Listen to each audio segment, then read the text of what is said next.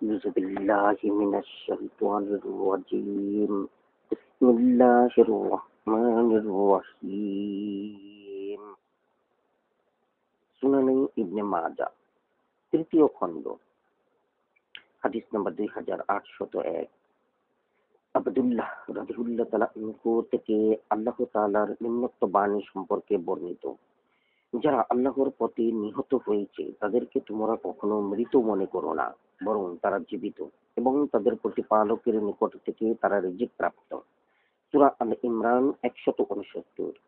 তিনি বলেন, আমরা উক্ত আয়াতের তাৎপর্য জিজ্ঞাসা করলে মহানবী সাল্লাল্লাহু আলাইহি সাল্লাম বলেন, শহীদগণের রূহ সবুজ পাখির ন্যায় স্বাধীনভাবে জান্নাতে যত্র তত্র উড়ে বেড়ায় এবং আরশের সাথে ঝুলন্ত ফানুসের মধ্যে বিশ্রাম গ্রহণ করে। একদা তাদের রূহ সমূহ ওই অবস্থায় থাকাকালে তোমার প্রতিপালক তাদের নিকট উদ্ভাসিত হয়ে বলেন, তোমরা যা ইচ্ছা আমার নিকট চাও। তারা বলল, আমাদের প্রতিপালক, আমরা আপনার নিকট আর কি চাবো? আমরা তো স্বাধীনভাবে জান্নাতের যেখানে ইচ্ছা ঘুরে বেড়াই। তারা যখন দেখলো যে কিছু না চাওয়া পর্যন্ত তাদেরকে ছাড়া হচ্ছে না, তখন তারা বলল, আমরা আপনার নিকট চাই যে আপনি আমাদের দেহে আমাদের রূহ ফেরত দিয়ে আমাদেরকে দুনিয়ায় পাঠাবেন, যাতে আমরা আপনার রাস্তায় জিহাদ করতে পারি।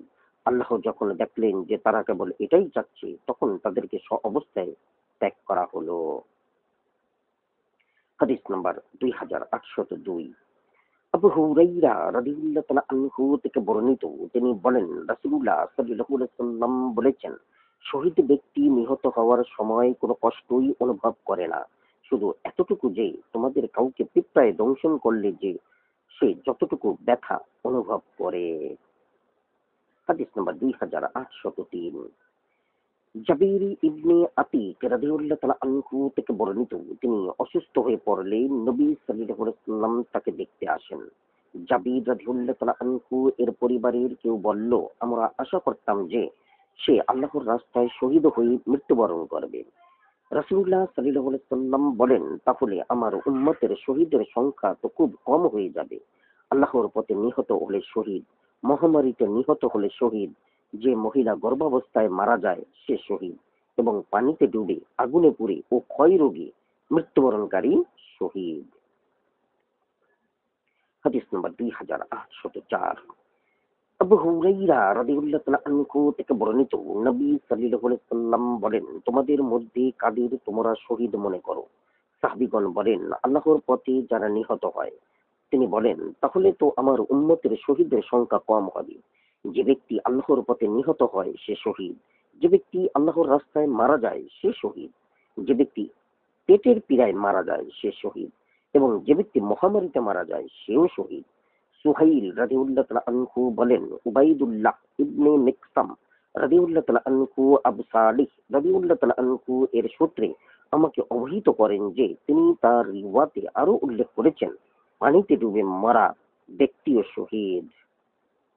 হাদিস নম্বর 2805। আনাস ইবনে মালিক রাদিয়াল্লাহু তাআলা আনহু থেকে বর্ণিত, নবী সাল্লাল্লাহু আলাইহি সাল্লাম মক্কা বিজয়ের দিন শিরস্ত্রাণ পরিহিত অবস্থায় মক্কায় প্রবেশ করেন। হাদিস নম্বর 2806। সাইব ইবনে ইয়াজিদ রাদিয়াল্লাহু তাআলা আনহু থেকে বর্ণিত, নবী সাল্লাল্লাহু আলাইহি সাল্লাম উহুদের যুদ্ধের দিন দুইটি লৌহবর্ম একটির উপর অপরটি পরিধান করেন। হাদিস নম্বর 2807। সুলাইমান ইবনে হাবিব রাদিয়াল্লাহু তাআলা আনহু থেকে বর্ণিত, তিনি বলেন, আমরা আবু উমামা রাদিয়াল্লাহু তাআলা আনহু এর নিকটে প্রবেশ করলাম। তিনি আমাদের তরবারিতে রূপার অলঙ্করণ দেখতে পেয়ে অসন্তুষ্ট হন এবং বলেন, আগেকার লোকেরা বহু বিজয় অর্জন করেছিল, কিন্তু তাদের তরবারি সোনা বা রূপা দ্বারা অলঙ্কৃত ছিল না, বরং সীসা, লোহা বা উটের রগ দ্বারা অলঙ্কৃত ছিল। আবুল হাসান আল কাত্তান রাদিয়াল্লাহু তাআলা আনহু বলেন, হাদিসে উল্লেখিত শব্দ আনাবি এর অর্থ রগ। হাদিস নম্বর 2808। ইবনে আব্বাস রাদিয়াল্লাহু তাআলা আনহু থেকে বর্ণিত, রাসূলুল্লাহ সাল্লাল্লাহু আলাইহি সাল্লাম তার জুলফিকার নামক তরবারি বদরের যুদ্ধের দিন গনিমত স্বরূপ গ্রহণ করেন। হাদিস নম্বর 2809। আলী ইবনে আবু তালিব রাদিয়াল্লাহু তাআলা আনহু থেকে বর্ণিত, তিনি বলেন মুগিরা ইবনে শোবা রাদিয়াল্লাহু তাআলা আনহু নবী সাল্লাল্লাহু আলাইহি ওয়াসাল্লামের সাথে জিহাদ করতে গেলে সাথে একটি বর্শা নিতেন। ফিরে এসে তিনি বর্শাটি ফেলে দিতেন। শেষে কেউ তা তুলে এনে তাকে দিত। আলী রাদিয়াল্লাহু তাআলা আনহু তাকে বলেন, আমি অবশ্যই এটা রাসূলুল্লাহ সাল্লাল্লাহু আলাইহি ওয়াসাল্লামকে বলবো। রাসূলুল্লাহ সাল্লাল্লাহু আলাইহি ওয়াসাল্লাম বলেন, এটা করো না, কেননা তুমি যদি এরূপ করো তবে কেউ আর কোনো পড়ে থাকা জিনিস কুড়িয়ে নিয়ে ফেরত দিবে না। হাদিস নাম্বার 2810। আলী রাদিয়াল্লাহু তাআলা আনহু থেকে বর্ণিত, তিনি বলেন রাসূলুল্লাহ সাল্লাল্লাহু আলাইহি ওয়াসাল্লামের হাতে একটি আরবীয় ধনুক ছিল। তিনি এক ব্যক্তির হাতে একটি পারসিক ধনুক দেখে বলেন, এটা কি? এটা ফেলে দাও। তোমরা এটার অনুরূপ ধনুক রাখো এবং বর্ষাও রাখো।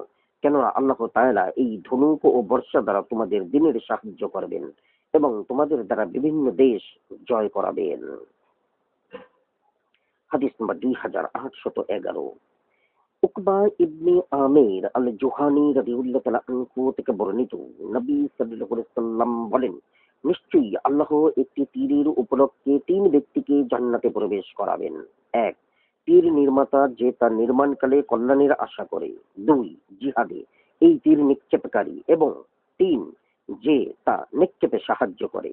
রাসূলুল্লাহ সাল্লাল্লাহু আলাইহি ওয়াসাল্লাম আরো বলেন, তোমরা তীরন্দাজি করো এবং ঘোড়দৌড় শিক্ষা করো।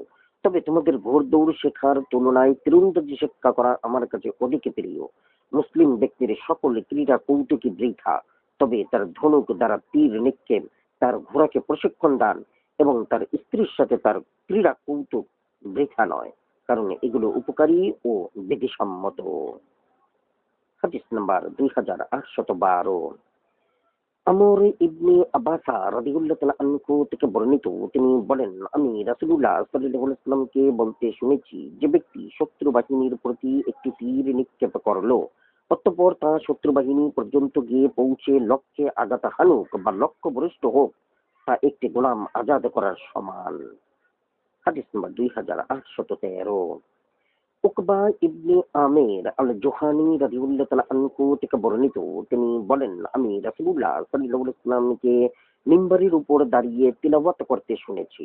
অনুবাদ, তোমরা দুশমনের বিরুদ্ধে যথাসাধ্য শক্তি সঞ্চয় করো। সূরা আনফাল 60। জেনে রাখো, এই শক্তি হলো তীরন্দাজি। কথাটি তিনি তিনবার বলেন। হাদিস নম্বর 2814। উকবা ইবনে আমের আল জুহানি রাদিয়াল্লাহু তাআলা আনহু থেকে বর্ণিত, তিনি বলেন, আমি রাসূলুল্লাহ সাল্লাল্লাহু আলাইহি ওয়াসাল্লামকে বলতে শুনেছি, যে ব্যক্তি তীরন্দাজি শিক্ষা করার পর তা ত্যাগ করলো, সে আমার নাফরমানি করলো। হাদিস নম্বর 2815। ইবনে আব্বাস রাদিয়াল্লাহু তাআলা আনহু থেকে বর্ণিত, তিনি বলেন, রাসূলুল্লাহ সাল্লাল্লাহু আলাইহি ওয়াসাল্লাম একদল লোকের নিকট দিয়ে যাচ্ছিলেন, যারা তীরন্দাজি করছিল। তিনি বলেন, হে ইসমাইলের বংশধর, তোমরা তীরন্দাজি করো, কেননা তোমাদের পিতা ছিলেন তীরন্দাজ। হাদিস নম্বর 2816। হারিস ইবনে হাসান রাদিয়াল্লাহু তাআলা আনহু থেকে বর্ণিত, তিনি বলেন, আমি মদিনায় পৌঁছে দেখলাম রাসূলুল্লাহ সাল্লাল্লাহু আলাইহি ওয়াসাল্লাম মিম্বরের উপর দাঁড়িয়ে আছেন এবং বিলাল রাদিয়াল্লাহু তাআলা আনহু তার গলায় তরবারি ঝুলিয়ে তার সামনে দণ্ডায়মান। আরো ছিল একটি কালো পতাকা। আমি বললাম, এই লোক কে? লোকেরা বলল, আমর ইবনুল আস রাদিয়াল্লাহু তাআলা আনহু, তিনি একটি যুদ্ধ থেকে ফিরে এসেছেন। হাদিস নম্বর 2817। জাবির ইবনে আবদুল্লাহ রাদিয়াল্লাহু তাআলা আনহু থেকে বর্ণিত, নবী সাল্লাল্লাহু আলাইহি ওয়াসাল্লাম মক্কা বিজয়ের দিন মক্কায় প্রবেশ করেন এবং তার পতাকাটি ছিল সাদা রঙের। হাদিস নম্বর 2818। ইবনে আব্বাস রাদিয়াল্লাহু তাআলা আনহু থেকে বর্ণিত, রাসূলুল্লাহ সাল্লাল্লাহু আলাইহি ওয়াসাল্লামের বড় পতাকাটি ছিল কালো রঙের এবং ক্ষুদ্র পতাকাটি ছিল সাদা রঙের। হাদিস নম্বর 2819। আসমা বিনতে আবু বকর রাদিয়াল্লাহু তাআলা আনহু থেকে বর্ণিত, তিনি একটি সোনার বোতাম যুক্ত জামা বের করে বলেন, নবী সাল্লাল্লাহু আলাইহি ওয়াসাল্লাম শত্রু বাহিনীর সাথে যুদ্ধ করার সময় এটি পরিধান করতেন। হাদিস নম্বর 2820। উমর রাদিয়াল্লাহু তাআলা আনহু থেকে বর্ণিত, তিনি রেশমি পোশাক পরিধান করতে নিষেধ করতেন, কিন্তু এতটুকু পরিমাণ হলে দোষ নেই। অতঃপর তার আঙ্গুল দিয়ে ইশারা করলেন, তারপর দ্বিতীয় আঙ্গুল দিয়ে, তারপর তৃতীয় আঙ্গুল দিয়ে, তারপর চতুর্থ আঙ্গুল দিয়ে। অতঃপর বলেন, রাসূলুল্লাহ সাল্লাল্লাহু আলাইহি ওয়াসাল্লাম আমাদের তা পরিধান করতে নিষেধ করতেন। হাদিস নম্বর 2821, আমর ইবনে হুরাইস রাদিয়াল্লাহু তাআলা আনহু থেকে বর্ণিত, তিনি বলেন, আমি যেন এখনো রাসূলুল্লাহ সাল্লাল্লাহু আলাইহি ওয়াসাল্লামকে তার মাথায় কালো পাগড়ি পরিহিত অবস্থায় দেখতে পাচ্ছি এবং তিনি তার পাগড়ির উভয় প্রান্ত তার দুই কাঁধের উপর ঝুলিয়ে দিয়েছিলেন। হাদিস নম্বর 2822, জাবির রাদিয়াল্লাহু তাআলা আনহু থেকে বর্ণিত, নবী সাল্লাল্লাহু আলাইহি ওয়াসাল্লাম তার মাথায় কালো পাগড়ি পরিহিত অবস্থায় মক্কায় প্রবেশ করেন। হাদিস নম্বর 2823, খারিজা ইবনে জায়েদ রাদিয়াল্লাহু তাআলা আনহু থেকে বর্ণিত, তিনি বলেন, আমি দেখলাম এক ব্যক্তি আমার পিতার নিকট এমন এক ব্যক্তি সম্পর্কে জিজ্ঞাসা করেছেন যে যুদ্ধে যোগদান করে যুদ্ধক্ষেত্রে ক্রয় বিক্রয় করেছে। আমার পিতা তাকে বলেন, আমরা রাসূলুল্লাহ সাল্লাল্লাহু আলাইহি ওয়াসাল্লামের সাথে তাবুকে অবস্থানকালে ক্রয় বিক্রয় করতাম। তিনি আমাদের দেখতেন কিন্তু নিষেধ করতেন না। হাদিস নম্বর 2824, মুয়াজ ইবনে আনাস রাদিয়াল্লাহু তাআলা আনহু থেকে বর্ণিত, রাসূলুল্লাহ সাল্লাল্লাহু আলাইহি ওয়াসাল্লাম বলেন, আল্লাহর পথের মুজাহিদকে বিদায় জানানো অতঃপর তাকে সকালে বা সন্ধ্যায় তার সওয়ারিতে তুলে দেয়া আমার নিকট দুনিয়া ও তার মধ্যকার সব কিছু থেকে অধিক পছন্দনীয়। হাদিস নম্বর 2825, আবু হুরাইরা রাদিয়াল্লাহু তাআলা আনহু থেকে বর্ণিত, তিনি বলেন, রাসূলুল্লাহ সাল্লাল্লাহু আলাইহি ওয়াসাল্লাম আমাকে বিদায় দিয়ে বলেন, আমি তোমাকে আল্লাহর আমানতে সুপর্দ করলাম, যার নিকট সুপর্দকৃত জিনিস ধ্বংস হয় না। হাদিস নম্বর 2826, ইবনে উমার রাদিয়াল্লাহু তাআলা আনহু থেকে বর্ণিত, তিনি বলেন, রাসূলুল্লাহ সাল্লাল্লাহু আলাইহি ওয়াসাল্লাম কোন সামরিক বাহিনীকে বিদায় দিয়ে বলতেন, আমি তোমার দিন, তোমার বিশ্বস্ততা ও তোমার সর্বশেষ আমল আল্লাহর নিকট সুপর্দ করলাম। হাদিস নম্বর 2827, আনাস ইবনে মালিক রাদিয়াল্লাহু তাআলা আনহু থেকে বর্ণিত, রাসূলুল্লাহ সাল্লাল্লাহু আলাইহি ওয়াসাল্লাম আকসাম ইবনে জাওন আল খুজাই রাদিয়াল্লাহু তাআলা আনহুকে বলেন, হে আকসাম, তুমি তোমার সম্প্রদায় ব্যতীত অন্য সম্প্রদায়ের সাথে একত্রে জিহাদ করো, তাহলে তোমার চরিত্র সুন্দর হবে। তোমার সঙ্গীদের সাথে উত্তম ব্যবহার করো বা সঙ্গীদের সম্মান করো। উত্তম সঙ্গী 4 জন এবং উত্তম সারিয়া ক্ষুদ্র যোদ্ধাভিযান হলো 4টি, যার সৈন্য সংখ্যা 400। 4,000 সৈন্য সম্বলিত সেনাদল হলো উত্তম, আর 12,000 সদস্য বিশিষ্ট সেনাদল সংখ্যা স্বল্পতার দরুন কখনো পরাজিত হবে না। হাদিস নম্বর 2828, বারাআ ইবনে আজেব রাদিয়াল্লাহু তাআলা আনহু থেকে বর্ণিত, তিনি বলেন, আমরা আলোচনা করতাম যে বদরের যুদ্ধের দিন রাসূলুল্লাহ সাল্লাল্লাহু আলাইহি ওয়াসাল্লামের সাহাবীর সংখ্যা ছিল 310-এর কিছু বেশি।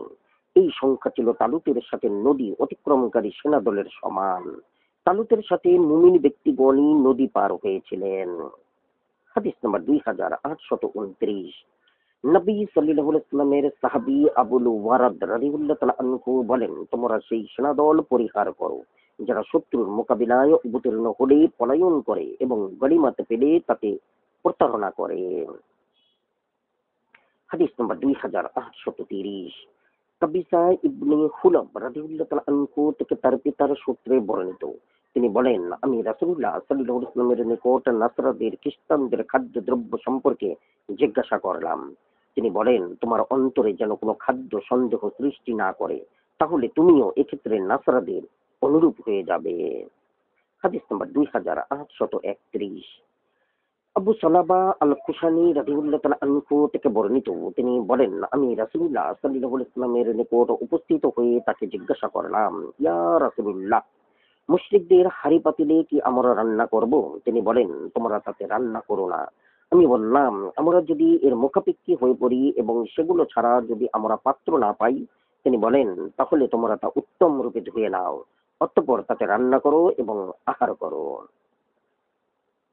হাদিস নম্বর 2832, ঈশা রাদিয়াল্লাহু তাআলা আনহা থেকে বর্ণিত, তিনি বলেন, রাসূলুল্লাহ সাল্লাল্লাহু আলাইহি ওয়াসাল্লাম বলেছেন, নিশ্চয়ই আমরা কোনো মুশরিকের সাহায্য চাই না। আলী রাদিয়াল্লাহু তাআলা আনহু তার রিওয়াতে উল্লেখ করেছেন যে রাবীর নাম আবদুল্লাহ ইবনে ইয়াজিদ অথবা জায়েদ। হাদিস নম্বর 2833, ঈশা রাদিয়াল্লাহু তাআলা আনহা থেকে বর্ণিত, নবী সাল্লাল্লাহু আলাইহি ওয়াসাল্লাম বলেন, যুদ্ধ হলো কৌশল। হাদিস নম্বর 2834, ইবনে আব্বাস রাদিয়াল্লাহু তাআলা আনহু থেকে বর্ণিত, নবী সাল্লাল্লাহু আলাইহি ওয়াসাল্লাম বলেন, যুদ্ধ হলো কৌশল। হাদিস নম্বর 2835। কায়েস ইবনে আব্বাদ রাদিয়াল্লাহু তাআলা আনহু থেকে বর্ণিত, তিনি বলেন, আমি আবু জার রাদিয়াল্লাহু তাআলা আনহুকে শপথ করে বলতে শুনেছি, এরা দুটি বিবদমান পক্ষ, তারা তাদের প্রতিপালক সম্পর্কে বিবাদে লিপ্ত। সূরা হাজ 19। শীর্ষক আয়াত নাজিল হয় বদর যুদ্ধের দিন 6 ব্যক্তি সম্পর্কে। মুসলমানদের হামজা ইবনে আব্দুল মুত্তালিব রাদিয়াল্লাহু তাআলা আনহু, আলী ইবনে আবু তালিব রাদিয়াল্লাহু তাআলা আনহু ও উবাইদা ইবনুল হারিস রাদিয়াল্লাহু তাআলা আনহু এবং কাফিরদের উতবা ইবনে রাবিয়া, সাইবা ইবনে রাবিয়া ও ওয়ালিদ ইবনে উতবা সম্পর্কে। বদরের দিন তারা পরস্পর মল্লযুদ্ধে লিপ্ত হয়েছিল। হাদিস নম্বর 2836। সালামা ইবনুল আকওয়া রাদিয়াল্লাহু তাআলা আনহু থেকে বর্ণিত, তিনি বলেন, আমি এক ব্যক্তির সাথে মল্লযুদ্ধে লিপ্ত হয়ে তাকে হত্যা করলাম। রাসূলুল্লাহ সাল্লাল্লাহু আলাইহি ওয়াসাল্লাম তার মালপত্র আমাকে দিলেন। হাদিস নম্বর 2837। আবু কাতাদা রাদিয়াল্লাহু তাআলা আনহু থেকে বর্ণিত, হুনাইনের যুদ্ধের দিন তিনি তাকে হত্যা করেছিলেন। রাসূলুল্লাহ সাল্লাল্লাহু আলাইহি ওয়াসাল্লাম তার মালপত্র তাকে দিলেন। হাদিস নম্বর 2838। সামুরা ইবনে জুনদুব রাদিয়াল্লাহু তাআলা আনহু থেকে বর্ণিত, তিনি বলেন, রাসূলুল্লাহ সাল্লাল্লাহু আলাইহি ওয়াসাল্লাম বলেছেন, যুদ্ধের ময়দানে যে যাকে হত্যা করে তার মালপত্র হত্যাকারীর প্রাপ্য। হাদিস নম্বর 2839। সাব ইবনে জাসসামা রাদিয়াল্লাহু তাআলা আনহু থেকে বর্ণিত, তিনি বলেন, রাতের বেলা মুশরিকদের মহল্লায় অতর্কিত আক্রমণ প্রসঙ্গে নবী সাল্লাল্লাহু আলাইহি ওয়াসাল্লামকে জিজ্ঞাসা করা হলো, যাতে নারী ও শিশু নিহত হয়। তিনি বলেন, তারাও নারী ও শিশু তাদের অন্তর্ভুক্ত। হাদিস নম্বর 2840। সালামা ইবনুল আকওয়া রাদিয়াল্লাহু তাআলা আনহু থেকে বর্ণিত, তিনি বলেন, আমার নবী সাল্লাল্লাহু আলাইহি ওয়াসাল্লামের যুগে আবু বকর রাদিয়াল্লাহু তাআলা আনহু এর সাথে হাওয়াজিন গোত্রের বিরুদ্ধে যুদ্ধ করি। আমরা ফাজারা গোত্রের পানির উৎসে পৌঁছে সেখানে রাত কাটাই। ভোর হলে আমরা তাদেরকে অতর্কিতে আক্রমণ করলাম।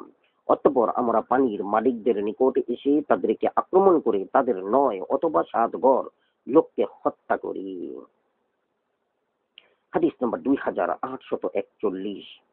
ইবনে উমার রাদিয়াল্লাহু তাআলা আনহু থেকে বর্ণিত, নবী সাল্লাল্লাহু আলাইহি ওয়াসাল্লাম পথিমধ্যে এক নারীকে নিহত অবস্থায় পড়ে থাকতে দেখলেন।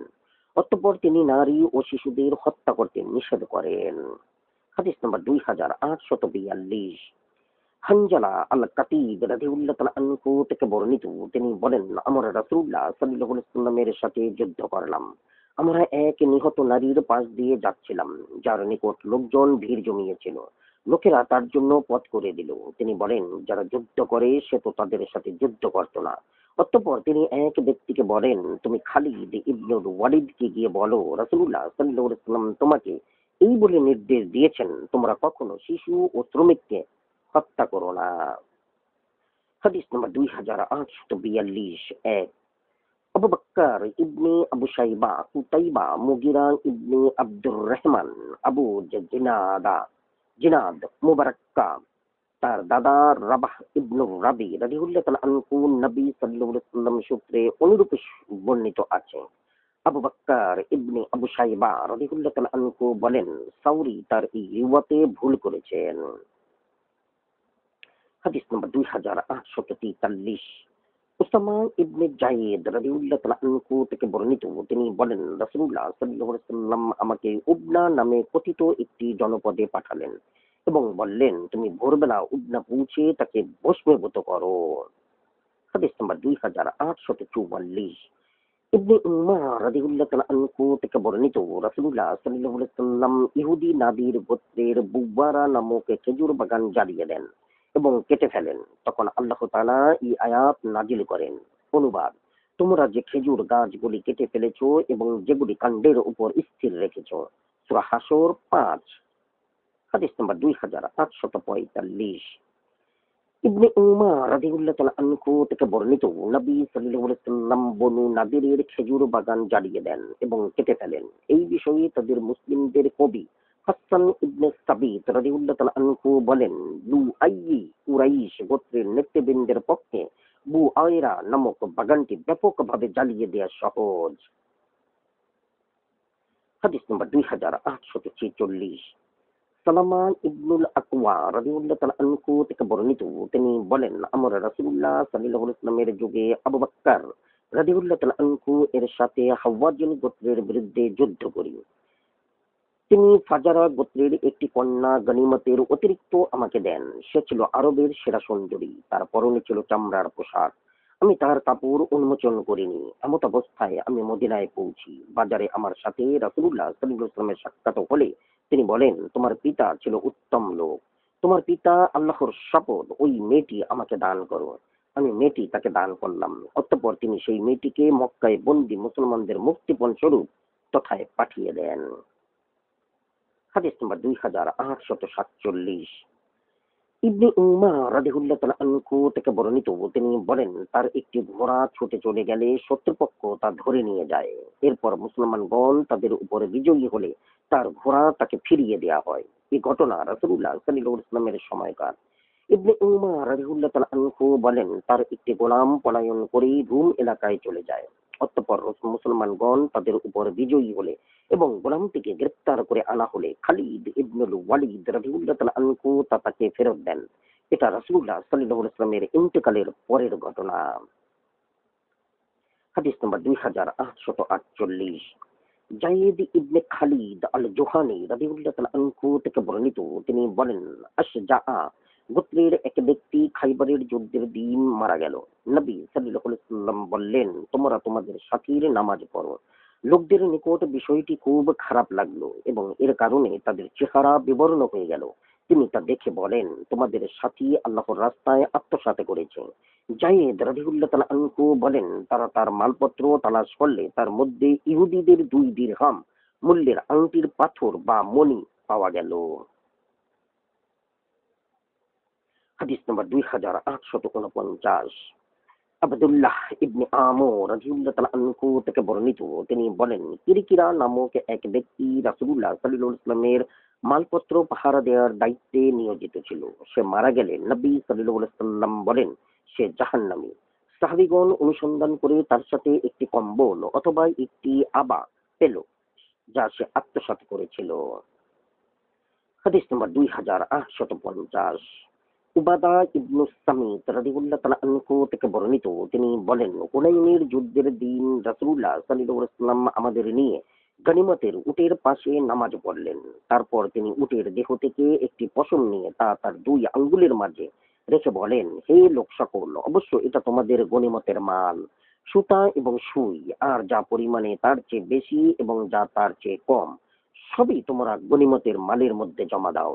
কেননা গনিমতের মাল চুরি করার ফলে কিয়ামতের দিন তা চোরের জন্য অপমান ও গ্লানি এবং জাহান্নামের শাস্তির কারণ হবে। হাদিস নম্বর 2851।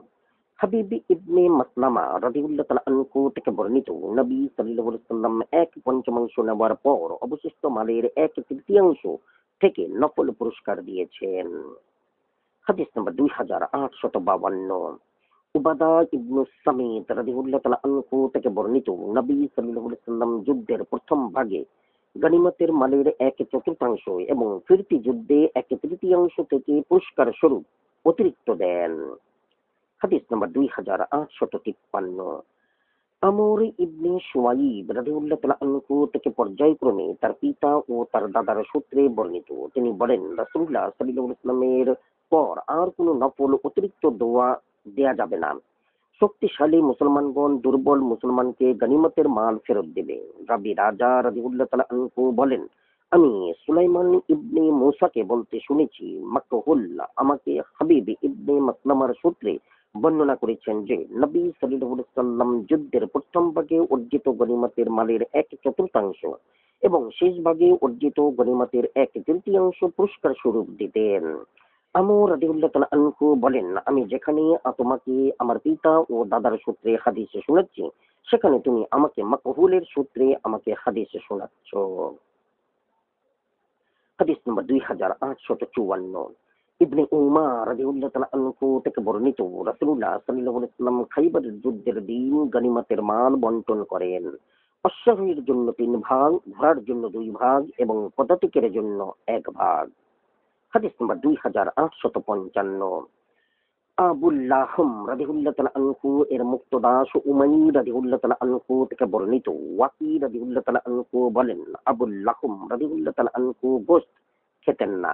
উমাইর রাদিয়াল্লাহু তাআলা আনহু বলেন, আমি গোলাম অবস্থায় আমার মনিবের সাথে খাইবারের দিন যুদ্ধ করছিলাম। গনিমতের মালে আমাকে ভাগ দেয়া হয়নি। আমাকে ঘরের আসবাবপত্র থেকে একখানি তরবারি দেয়া হয়। আমি তা কোমরে বেঁধে মাটিতে হেঁচড়িয়ে নিয়ে যেতাম। হাদিস নম্বর 2856।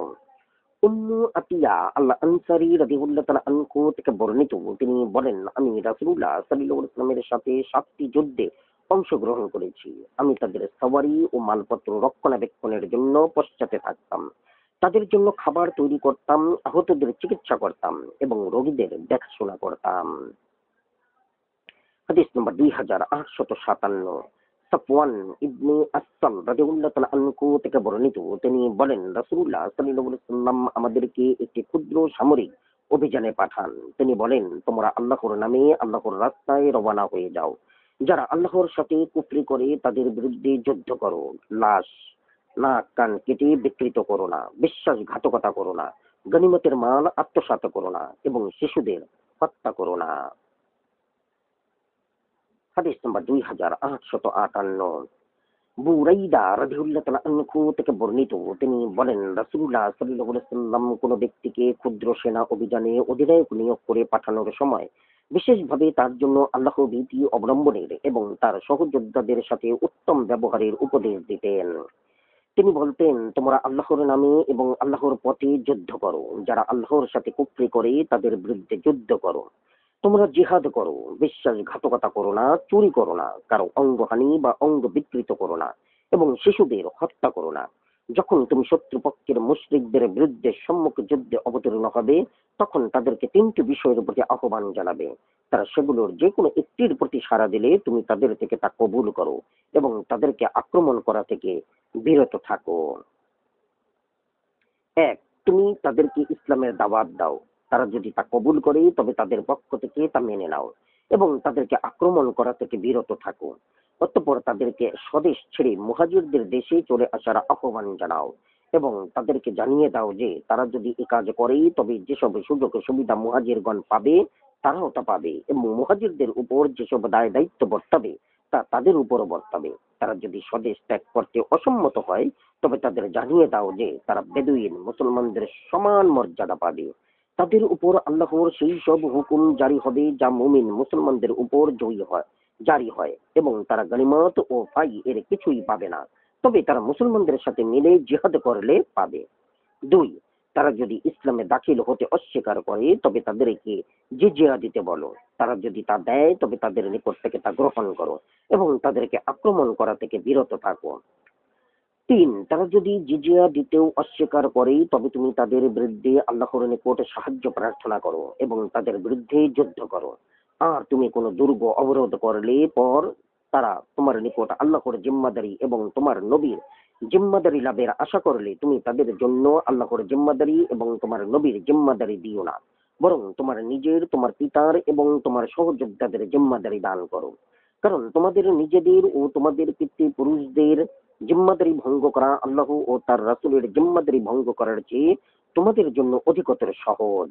আর তুমি কোনো দুর্গ অবরোধ করলে পর তারা তোমার নিকট আল্লাহর হুকুমে দুর্গ থেকে বেরিয়ে আসার আবেদন করলে তুমি তাদেরকে আল্লাহর হুকুমে বেরিয়ে আসার অনুমতি দিও না, বরং তাদেরকে তোমার নিজের হুকুমে বেরিয়ে আসার অনুমতি দাও।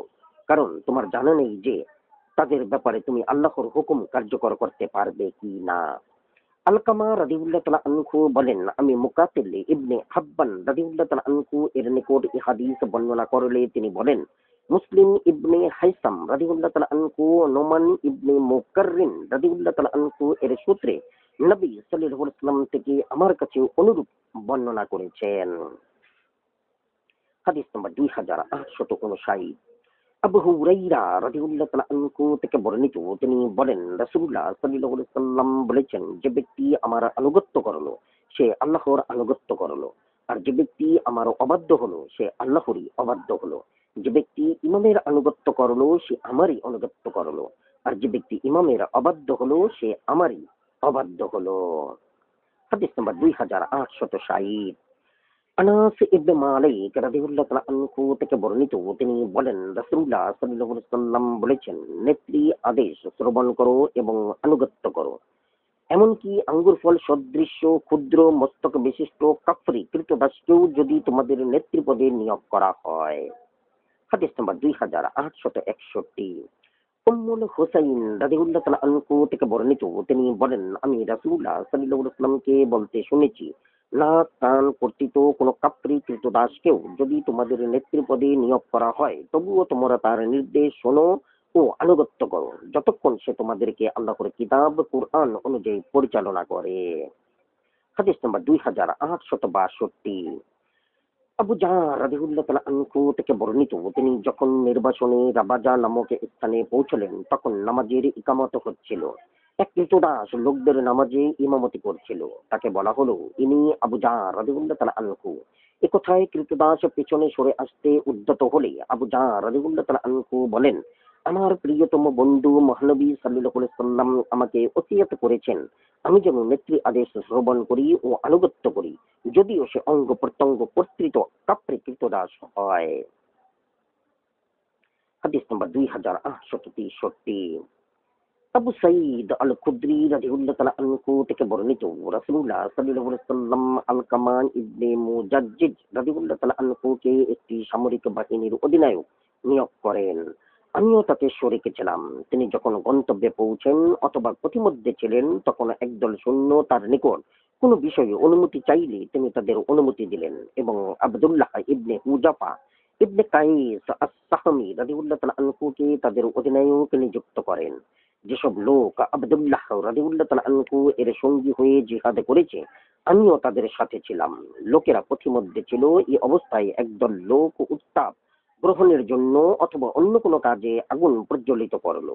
আব্দুল্লাহ রাদিয়াল্লাহু তাআলা আনহু তাদের বলেন, তিনি কিছুটা রসিক প্রকৃতির ছিলেন, আমার নির্দেশ শোনা ও আনুগত্য করা কি তোমাদের জন্য বাধ্যতামূলক নয়? তারা বলল, হ্যাঁ। তিনি বলেন, আমি তোমাদেরকে যা করার নির্দেশই দিব তোমরা তা কি তাই করবে? তারা বলল, হ্যাঁ।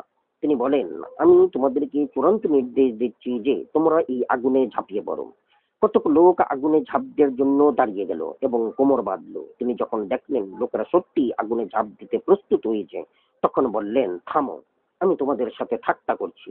রাবী বলেন, আমরা ফিরে এলে লোকেরা মহানবী সাল্লাল্লাহু আলাইহি ওয়াসাল্লামের নিকট এই ঘটনা উল্লেখ করলো।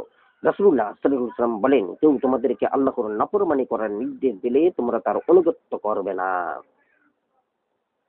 হাদিস নম্বর 2864। ইবনে উমর রাদিয়াল্লাহু তাআলা আনহু থেকে বর্ণিত, রাসূলুল্লাহ সাল্লাল্লাহু আলাইহি ওয়াসাল্লাম বলেন, পাপ কাজে ব্যতীত যে কোনো কাজে মুসলিম ব্যক্তির উপর নেতৃবৃন্দের আনুগত্য করা অপরিহার্য, তা তার মনোগত হোক বা না হোক। অতএব পাপ কাজের নির্দেশ দেওয়া হলে তা শোনাও যাবে না, আনুগত্যও করা যাবে না। হাদিস নম্বর 2865। আব্দুল্লাহ ইবনে মাসউদ রাদিয়াল্লাহু তাআলা আনহু থেকে বর্ণিত, নবী সাল্লাল্লাহু আলাইহি সাল্লাম বলেন, অচিরেই আমার পরে এমন সব লোক তোমাদের নেতা হবে যারা সুন্নাতকে বিলুপ্ত করবে, বিদআতের অনুসরণ করবে এবং নামাজ নির্দিষ্ট ওয়াক্ত থেকে বিলম্বে পড়বে। আমি বললাম, হে আল্লাহর রাসূল, আমি যদি তাদের যোগ পাই তবে কি করব? তিনি বলেন, হে উম্মু আবদ এর পুত্র, তুমি আমাকে জিজ্ঞাসা করছো যে তুমি কি করবে? যে ব্যক্তি আল্লাহর অবাধ্যচরণ করে তার অনুগত্য করা যাবে না। হাদিস নম্বর 2866। উবাদা ইবনু সামিত রাদিয়াল্লাহু তাআলা আনহু থেকে বর্ণিত, তিনি বলেন, দুঃসময় ও সুসময়, আনন্দ ও বিষাদে এবং নিজেদের উপর অন্যদের অগ্রাধিকার প্রদানে নেত্রী আদেশ শ্রবণ ও আনুগত্য করার জন্য রাসূলুল্লাহ সাল্লাল্লাহু আলাইহি ওয়াসাল্লাম আমাদের নিকট থেকে বাইআত শপথ গ্রহণ করেন। তিনি আমাদের নিকট থেকে এ বিষয়ে বাইআত নেন যে রাষ্ট্র পরিচালনার ক্ষেত্রে আমরা যেন যোগ্য ব্যক্তির সাথে গদি নিয়ে বিবাদে লিপ্ত না হই, আর যেখানেই থাকি আমরা যেন সত্য কথা বলি এবং আল্লাহর ব্যাপারে নিন্দুকের নিন্দার যেন পরোয়া না করি। হাদিস নম্বর 2867। আউফ ইবনে মালিক আল্লাহ আশজাই রাদিয়াল্লাহু তাআলা আনহু বলেন, আমরা 7, 8 অথবা 9 ব্যক্তি মহানবী সাল্লাল্লাহু আলাইহি ওয়াসাল্লামের নিকট উপস্থিত ছিলাম। তখন তিনি বলেন, তোমরা কি আল্লাহর রাসূলের নিকট বাইআত হবে না? তৎক্ষণাৎ আমরা আমাদের হাত প্রসারিত করে দিলাম। এক ব্যক্তি বলল, ইয়া রাসূলুল্লাহ, আমরা তো আপনার নিকট ইতিপূর্বে বাইআত হয়েছি, এখন আবার কিসের জন্য আপনার নিকট বাইআত হব? তিনি বলেন, তোমরা এই বিষয়ে বাইআত হবে যে তোমরা আল্লাহর ইবাদত করবে, তার সাথে কোনো কিছু শরিক করবে না, 5 ওয়াক্তের নামাজ কায়েম করবে, নেত্রী আদেশ শ্রবণ করবে ও আনুগত্য করবে। একটি কথা তিনি গোপনে বললেন, মানুষের কাছে কিছু প্রার্থনা করবে না। রাবি বলেন, অতঃপর আমি তাদের যে কোনো ব্যক্তিকে দেখেছি যে তার চাবুক নিচে পড়ে গেলেও তিনি কাউকে তা তুলে দিতে বলতেন না। হাদিস নম্বর 2868। হুরমুজের মুক্তদাস আত্তাব রাদিহুল্লাহ তাআলা আনহু থেকে বর্ণিত, তিনি বলেন, আমি আনাস ইবনে মালিক রাদিহুল্লাহ তাআলা আনহুকে বলতে শুনেছি, আমরা রাসূলুল্লাহ সাল্লাল্লাহু আলাইহি ওয়াসাল্লামের নিকট শ্রবণ ও আনুগত্য করার জন্য বাইআত হলাম। তিনি বলেন, যতদূর তোমাদের সাধ্যে কুলায়। হাদিস নম্বর 2869। জাবির রাদিয়াল্লাহু তাআলা আনহু থেকে বর্ণিত, তিনি বলেন, একটি ক্রীতদাস এসে নবী সাল্লাল্লাহু আলাইহি ওয়াসাল্লামের নিকট হিজরত করার শপথ নেয়, কিন্তু নবী সাল্লাল্লাহু আলাইহি ওয়াসাল্লাম জানতেন না যে সে ক্রীতদাস। তার মনিব তাকে ফেরত নিতে এলে নবী সাল্লাল্লাহু আলাইহি ওয়াসাল্লাম বলেন, তাকে আমার নিকটে বিক্রয় করো। তিনি 2টি কৃষ্ণকায় গোলামের বিনিময়ে তাকে খরিদ করেন। এরপর থেকে তিনি কাউকে বাইআত করার পূর্বেই জিজ্ঞাসা করে নিতেন সে ক্রীতদাস কিনা। হাদিস নম্বর 2870। আবু হুরাইরা রাদিয়াল্লাহু তাআলা আনহু থেকে বর্ণিত, তিনি বলেন, রাসূলুল্লাহ সাল্লাল্লাহু আলাইহি ওয়াসাল্লাম বলেছেন, 3 শ্রেণীর লোকের সাথে আল্লাহ করে কিয়ামতের দিন কথা বলবেন না, তাদের প্রতি ভ্রুক্ষেপ করবেন না, তাদের পবিত্র করবেন না, এবং তাদের জন্য রয়েছে পীড়াদায়ক শাস্তি। 1, যে ব্যক্তি মাঠে প্রয়োজনের অতিরিক্ত পানি রাখে কিন্তু তা পথিকদের ব্যবহার করতে দেয় না। 2, যে ব্যক্তি আসরের নামাজের পর অপর কোনো ব্যক্তির নিকট পণ্যদ্রব্য বিক্রয় করে এবং আল্লাহর নামে শপথ করে বলে যে সে তা এত এত মূল্যে খরিদ করেছে, এবং ক্রেতা তার কথা বিশ্বাস করে অথচ তার কথা সত্য নয়। এবং 3, যে ব্যক্তি পার্থিব স্বার্থ লাভের উদ্দেশ্যে নেতার কাছে আনুগত্যের শপথ নেয়, নেতা তাকে কিছু পার্থিব স্বার্থ দিলে সে তার শপথ পূর্ণ করে এবং না দিলে শপথ পূর্ণ করে না। হাদিস নম্বর 2871। আবু হুরাইরা রাদিয়াল্লাহু তাআলা আনহু থেকে বর্ণিত, তিনি বলেন, রাসূলুল্লাহ সাল্লাল্লাহু আলাইহি ওয়াসাল্লাম বলেছেন, বনী ইসরাইলের রাজনীতি পরিচালনা করতেন তাদের নবীগণ। যখনই একজন নবী চলে যেতেন, ইন্তেকাল করতেন, তখনই আরেকজন নবী নেতৃত্ব গ্রহণ করতেন। কিন্তু আমার পরে তোমাদের মধ্যে আর কেউ নবী হবে না। সাহাবীগণ জিজ্ঞাসা করলেন, ইয়া রাসূলুল্লাহ, তাহলে কি অবস্থা হবে? তিনি বলেন, খলিফা হবে এবং তাদের সংখ্যা অনেক হবে। সাহাবীগণ বলেন, আমরা কি ব্যবস্থা গ্রহণ করব? তিনি বলেন, যে ব্যক্তি প্রথমে খলিফা হবে তোমরা তার আনুগত্যের শপথ করো, অতঃপর তার পরবর্তী খলিফা তোমাদের উপর তাদের যে অধিকার রয়েছে তোমরা তা আদায় করো, আর তাদের উপর তোমাদের যে অধিকার প্রাপ্য আছে তা আদায় না করলে মহান আল্লাহ তাদের নিকট থেকে তার হিসাব নেবেন। হাদিস নম্বর 2872। আব্দুল্লাহ রাদিয়াল্লাহু তাআলা আনহু থেকে বর্ণিত, তিনি বলেন, রাসূলুল্লাহ সাল্লাল্লাহু আলাইহি ওয়াসাল্লাম বলেছেন, কিয়ামতের দিন প্রত্যেক বিশ্বাসঘাতকের জন্য একটি করে পতাকা স্থাপন করা হবে এবং বলা হবে, এটা অমুকের বিশ্বাসঘাতকতার পতাকা। হাদিস নম্বর 2873। আবু সাঈদ আল খুদরি রাদিয়াল্লাহু তাআলা আনহু থেকে বর্ণিত, তিনি বলেন, রাসূলুল্লাহ সাল্লাল্লাহু আলাইহি ওয়াসাল্লাম বলেছেন, সাবধান, কিয়ামতের দিন প্রত্যেক প্রতারক ও বিশ্বাসঘাতকের জন্য তার প্রতারণার মাত্রা অনুযায়ী একটি করে পতাকা স্থাপন করা হবে। হাদিস নম্বর 2874। উমাইমা বিনতে রুকাইকা রাদিয়াল্লাহু তাআলা আনহু বলেন, বাইআত হওয়ার উদ্দেশ্যে আমি কতক মহিলা সমবিহারে মহানবী সাল্লাল্লাহু আলাইহি ওয়াসাল্লামের নিকট উপস্থিত হলাম। তিনি আমাদের বলেন, যতদূর তোমাদের সামর্থ্যে ও শক্তিতে কুলায় আমি মহিলাদের সাথে মুসাফাহা করমর্দন করি না। হাদিস নম্বর 2875। মহানবী সাল্লাল্লাহু আলাইহি ওয়াসাল্লামের স্ত্রী আয়েশা রাদিয়াল্লাহু তাআলা আনহা বলেন, ইমানদার মহিলাগণ হিজরত করে রাসূলুল্লাহ সাল্লাল্লাহু আলাইহি ওয়াসাল্লামের নিকট উপস্থিত হলে তিনি আল্লাহ তাআলার নিম্নোক্ত বাণীর নির্দেশ অনুযায়ী তাদের পরীক্ষা করতেন। হে নবী, ইমানদার মহিলাগণ যখন তোমার নিকট এসে বাইয়াত করে, সূরা মুমতাহানা 12। আয়েশা রাদিয়াল্লাহু তাআলা আনহু বলেন, যে কোনো ইমানদার মহিলা উপরোক্ত আয়াত অনুযায়ী স্বীকার করত, সে যেন কঠিন পরীক্ষাকে স্বীকার করে নিত। মহিলাগণ বাচনিকে এসব কথা স্বীকার করে নিলে রাসূলুল্লাহ সাল্লাল্লাহু আলাইহি ওয়াসাল্লাম তাদের বলতেন, তোমরা চলে যাও, আমি তোমাদের বাইআত গ্রহণ করেছি। রাবী বলেন, না, আল্লাহর শপথ, রাসূলুল্লাহ সাল্লাল্লাহু আলাইহি ওয়াসাল্লামের হাত কখনো কোনো মহিলার হাত স্পর্শ করত না, তিনি শুধু কথার মাধ্যমে তাদের বাইআত করতেন।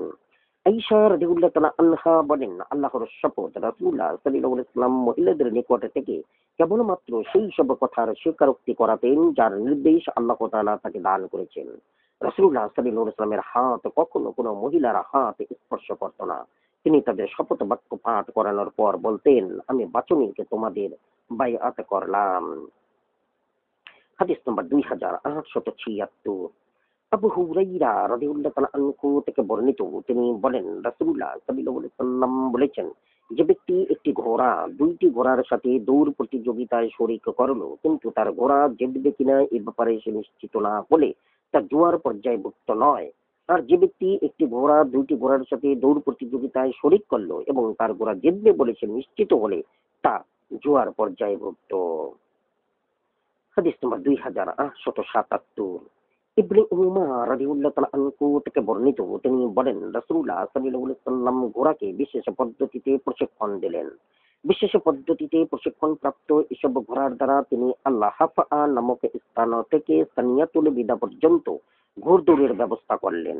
আর যেসব ঘোড়া প্রশিক্ষণপ্রাপ্ত ছিল না সেগুলো দ্বারা সানিয়াতুল বিদা থেকে জুরাজক গোত্রের মসজিদ পর্যন্ত ঘোড়দৌড়ের ব্যবস্থা করেন।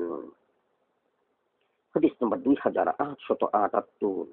আবু হুরাইরা রাদিয়াল্লাহু তাআলা আনহু থেকে বর্ণিত, তিনি বলেন, রাসূলুল্লাহ সাল্লাল্লাহু আলাইহি ওয়াসাল্লাম বলেছেন, দৌড় প্রতিযোগিতায় বিজয়ী হলে মাল অথবা অর্থ গ্রহণ করা বৈধ নয়, কিন্তু উট ও ঘোড়া ব্যতীত। হাদিস নম্বর 2879।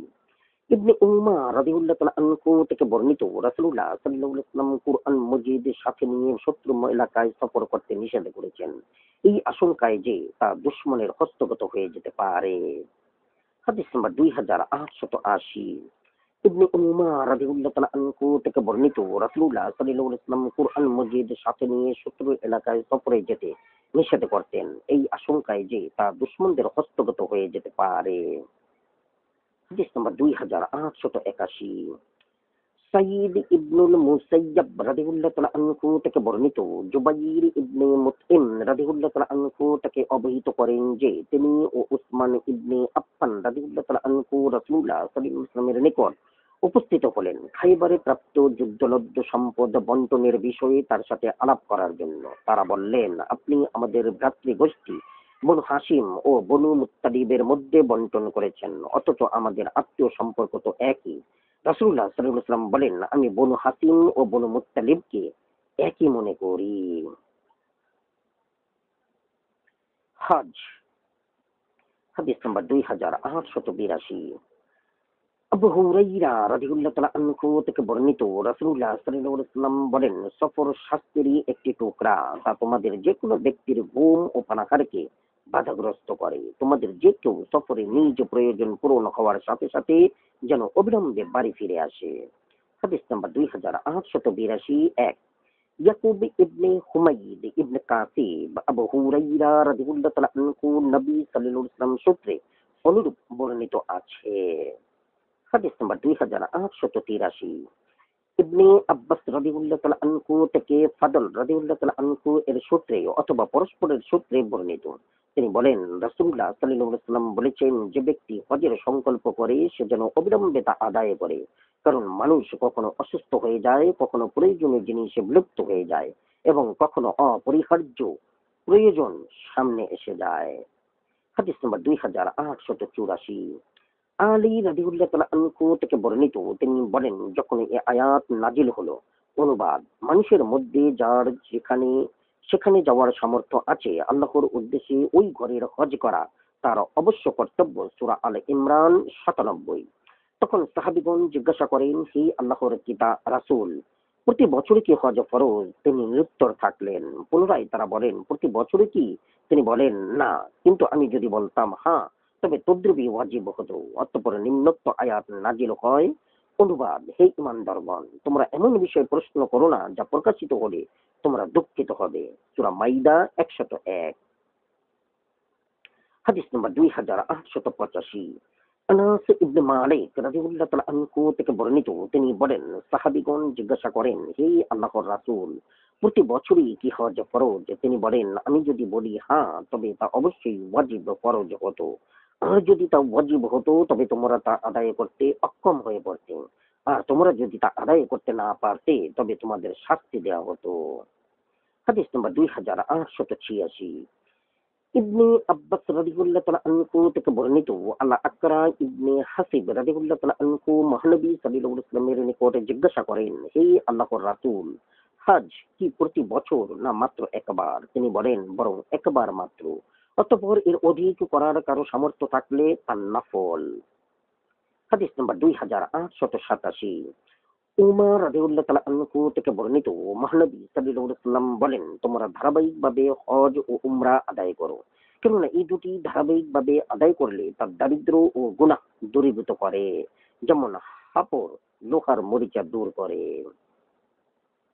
হাদিস নম্বর 2887। এক, আবু বকর ইবনে আবু শাইবা, মুহাম্মদ ইবনে বিশর, উবাইদুল্লাহ ইবনে উমার, আসিম ইবনে উবাইদুল্লাহ, আব্দুল্লাহ ইবনে আমের ইবনে রাবিয়া তার পিতা উমর ইবনুল খাত্তাব রাদিয়াল্লাহু তাআলা আনহু মহানবী সাল্লাল্লাহু আলাইহি ওয়াসাল্লাম সূত্রে উপরোক্ত হাদিসের অনুরূপ বর্ণিত আছে।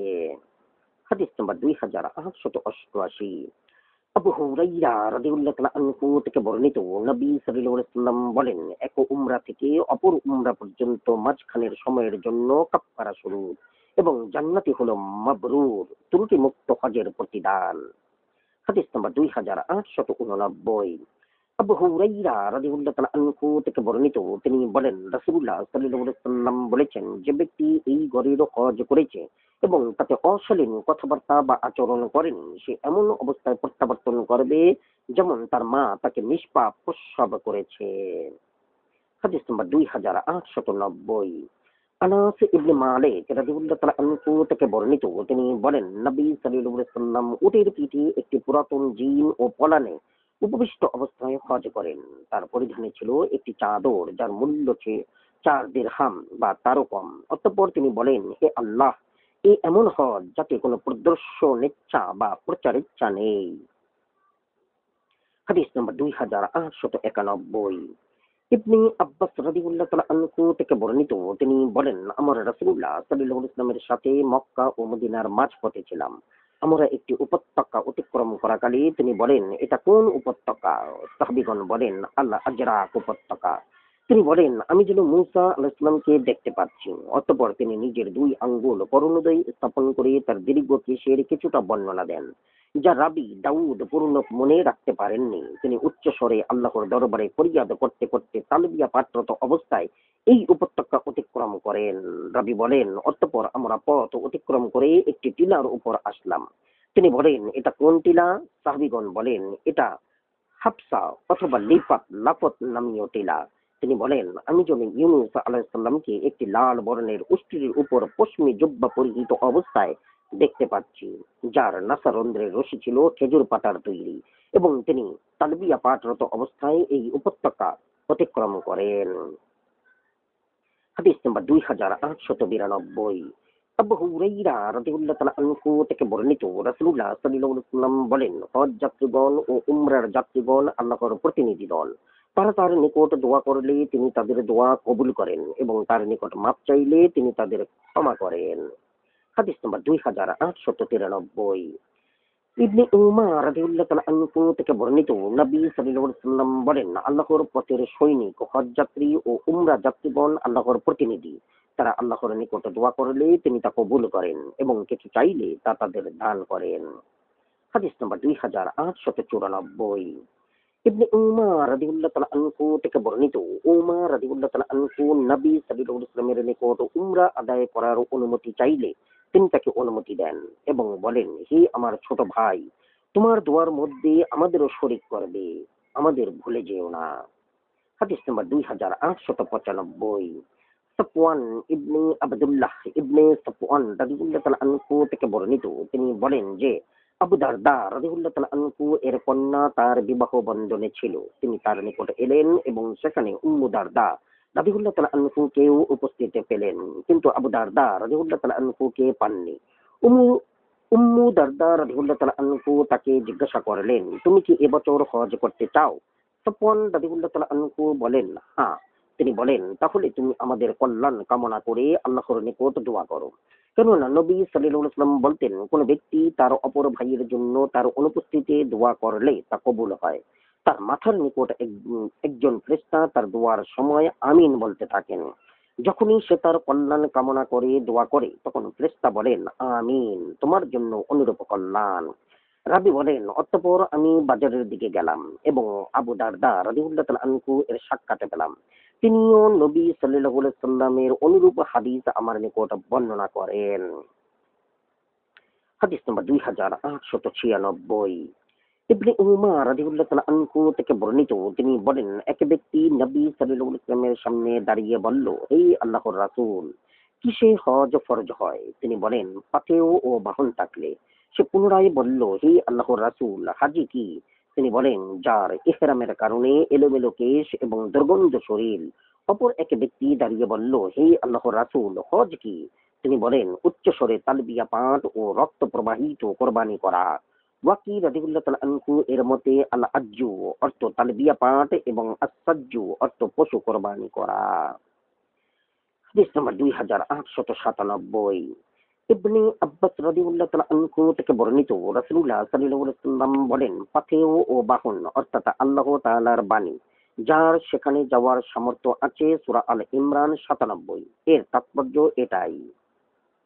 হাদিস নম্বর 2898।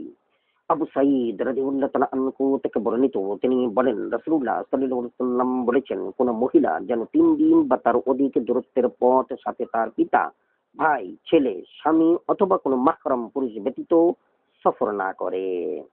হাদিস নম্বর 2899। আবু হুরাইরা রাদিয়াল্লাহু তাআলা আনহু থেকে বর্ণিত, নবী সাল্লাল্লাহু আলাইহি ওয়াসাল্লাম বলেন, যে মহিলা আল্লাহ ও আখিরাতের দিনের উপর ঈমান রাখে, তার সাথে কোনো মাহরাম পুরুষ ব্যতীত তার জন্য এক দিনের পরিমাণ দূরত্বের পথ সফর করা বৈধ নয়।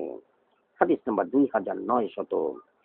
ইবনে আব্বাস রাদিয়াল্লাহু তাআলা আনহু থেকে বর্ণিত, তিনি বলেন, এক বেদুইন নবী সাল্লাল্লাহু আলাইহি ওয়াসাল্লামের নিকটে এসে বলল, অমুক অমুক যুদ্ধে যোগদানের জন্য আমার নাম তালিকাভুক্ত হয়েছে এবং আমার স্ত্রী হজে যাওয়ার সংকল্প করেছে। নবী সাল্লাল্লাহু আলাইহি ওয়াসাল্লাম বলেন, তুমি ফিরে গিয়ে তার সাথে হজে যাও। আমানতু বিল্লাহ, জাযাকুমুল্লাহ খায়রান, আসসালামু আলাইকুম।